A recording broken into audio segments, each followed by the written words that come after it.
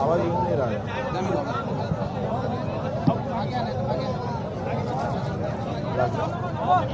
Hello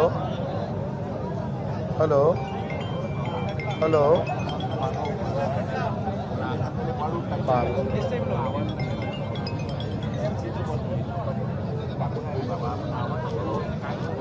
Rajan Rajan मतपेटीचा मोर्चा कधी आहे?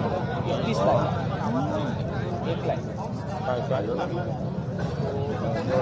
पक्षांचा मोर्चा 1 ला आहे. त्यावेळी सगळा मीडिया डायव्हर्ट असेल. आपल्याला काही ठेवून जमणार नाही.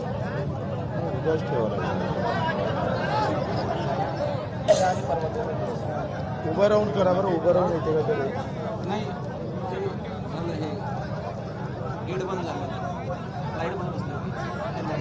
तुमचं काय बोलणं झालं? मी डायरेक्ट साहेबांशी बोललो, सीएम साहेबांशी. ज्यावेळेस अटीतटीची वेळ असते त्यावेळेस आपण आपल्या शेतकरी मायबापांसाठी सगळ्यांनी सहकार्य केलं पाहिजे. तिथली परिस्थिती कशी झाली, नागपूरची काय झाली, तिथं गोरगरीब दिव्यांग अपंग बांधव बसले, तिथं शेतकरी वर्ग बसला आहे सगळा, आणि तिथं त्यांना खूप आता अटीतटीची वेळ आहे असं म्हणायला हरकत नाही. मग त्या टायमाला असं खमक्यावनी खंबीरपणानं शेतकऱ्याच्या पाठीशी उभं राहिलं पाहिजे.